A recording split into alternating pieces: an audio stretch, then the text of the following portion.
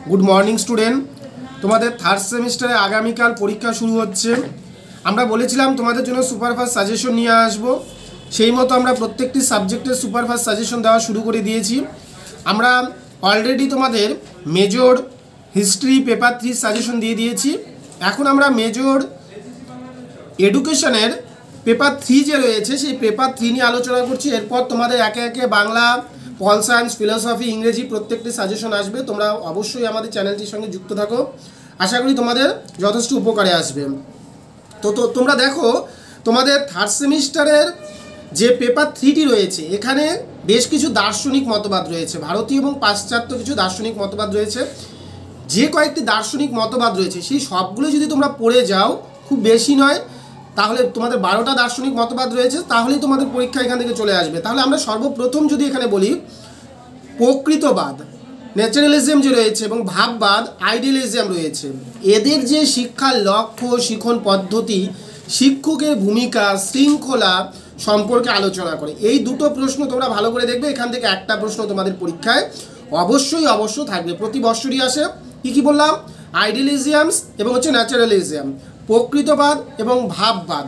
খুব ভালো করে প্রশ্ন দুটি তোমরা পড়ে যাও। কী বললাম? প্রকৃতবাদ এবং ভাববাদ। এরপর 3 নাম্বার এবং 4 নাম্বারে তোমরা পড়বে বৌদ্ধ এবং জৈন যে ফিলসফি রয়েছে।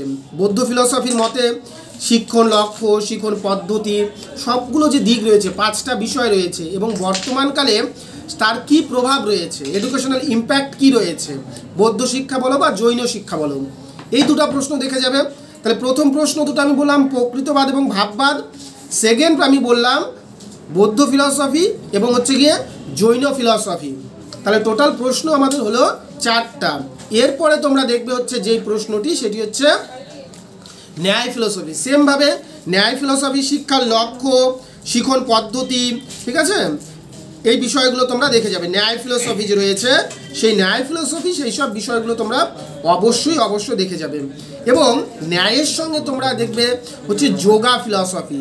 যোগা যে ফিলসফি রয়েছে সেই যোগা ফিলসফি সম্বন্ধে তোমরা অবশ্যই দেখে যাবে। তাহলে আমাদের প্রশ্ন হলো 6টা প্রশ্ন হলো, এবং লাস্ট প্রশ্ন আমি সাংখ্য ফিলসফি পর্যন্ত পড়তে হবে। তাহলে এই যে 7টা প্রশ্ন আমি বললাম 12র জন্য, এই 7টা প্রশ্ন তোমরা ভালো করে দেখে যাও।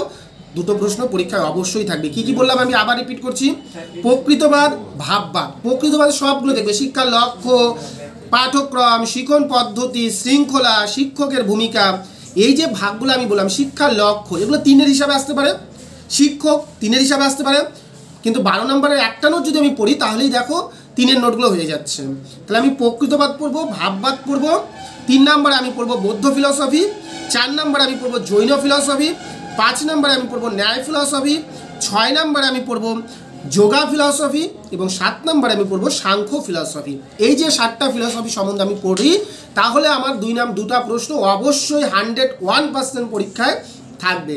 এবং প্রকৃতবাদ এবং ভাববাদ এই 2টা প্রশ্ন ভালো করে পড়ে যাও, প্রতি বছরই রিপিট হয়ে আসে, একটি প্রশ্ন অবশ্যই তোমরা এখান থেকে পাবে। এরপর আমি 6-এর প্রশ্নগুলো নিয়ে আলোচনা করছি। দেখো যেগুলো আমরা পড়ে নিলাম, এগুলো বাদ দিয়ে যেগুলো বাকি থাকছে সেগুলো 6-এর হিসাবে পড়ে যাও, তাহলেই দেখবে ওখানে 6-এর প্রশ্ন পেয়ে যাচ্ছ। 6-এর হিসাবে আমাদের কি বাকি থাকছে এখানে? 6-এর হিসাবে আমরা যেমন এখানে রিয়েলিজম অর্থাৎ বাস্তববাদ আমরা এখানে পড়িনি, তার মানে 6-এর জন্য বাস্তববাদ পড়বে। সেমভাবে শিক্ষার লক্ষ্য, শিখন পদ্ধতি, পাঠ্যক্রম, এভাবে পড়ে যাও। 6-এর জন্য হয়তো 3টা তুলে দিতে পারে, যে টিচিং মেথড, এইমস, কারিকুলাম, বা দিতে পারে শিক্ষকের ভূমিকা, 3-এর দিতে পারে। তার মানে আমরা একটা নোট যদি ভালো করে পড়ে নিই আমরা 3 হিসাবে লিখতে পারবো। তাহলে কি বললাম আমি? 6-এর প্রথম প্রশ্ন বললাম রিয়েলিজমস অর্থাৎ বাস্তববাদ। সেকেন্ড প্রশ্ন তোমরা পড়বে প্রয়োগবাদ তোমাদের সিলেবাসে রয়েছে, প্রয়োগবাদ পড়বে। 3 নম্বরে তোমরা পড়বে মার্ক্সবাদও তোমাদের সিলেবাসে রয়েছে। 4 নম্বরে পড়বে তোমরা চার ভাগ ফিলসফি রয়েছে। এই যে 4টা ফিলসফি বললাম আমি 6-এর, আমি বাকি 7টা বলেছিলাম বড় প্রশ্ন, এবং 6-এর জন্য আমি বললাম 4টা প্রশ্ন, ঠিক আছে? আমি আবার বলছি, রিয়েলিজমস, মার্কসিজমস, প্র্যাগম্যাটিজমস এবং গিয়ে তোমার লাস্ট 4 ভাগ ফিলসফি। কি? বাস্তববাদ, মার্ক্সবাদ, প্রয়োগবাদ এবং গিয়ে তোমার লাস্ট 4 ভাগ। এই যে 4টা ফিলসফি এখান থেকে বললাম, এই 4টা ফিলসফি এখান থেকে ভালো করে পড়তে হবে তোমাদের। সাথে তোমরা দেখো একটি যোগা ফিলোসফি থেকে একটি প্রশ্ন আসে, সেটা হচ্ছে অষ্টাঙ্গ যোগা। অষ্টাঙ্গ যোগের যে ভাগগুলো রয়েছে সেই অষ্টাঙ্গ যোগার 8টা ভাগই পড়ে নেবে। এবং বৌদ্ধ ফিলোসফি থেকে আরেকটি প্রশ্ন আসে, সেটা হচ্ছে আষ্টাঙ্গিক মার্গ। অষ্টাঙ্গ যোগ আলাদা বিষয়, আষ্টাঙ্গিক মার্গ আলাদা বিষয়।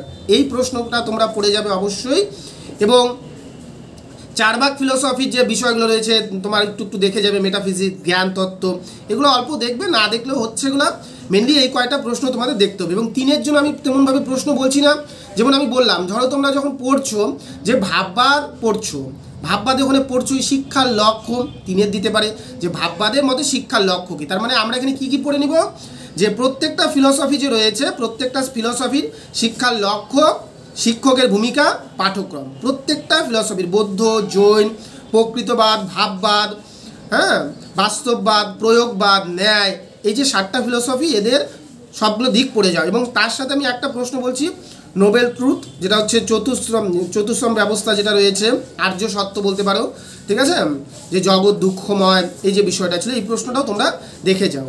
তাহলে এই যে তোমাদের বললাম, আমি সংক্ষেপেই বললাম যে আমাদের 12 নম্বরের জন্য আমরা প্রকৃতবাদ, ভাববাদ, বৌদ্ধ, জৈন, ন্যায়, যোগ, সাংখ্য, এই 7টা ফিলোসফি যদি পড়ি, 2টা প্রশ্ন এখান থেকে পরীক্ষায় 101% থাকবে।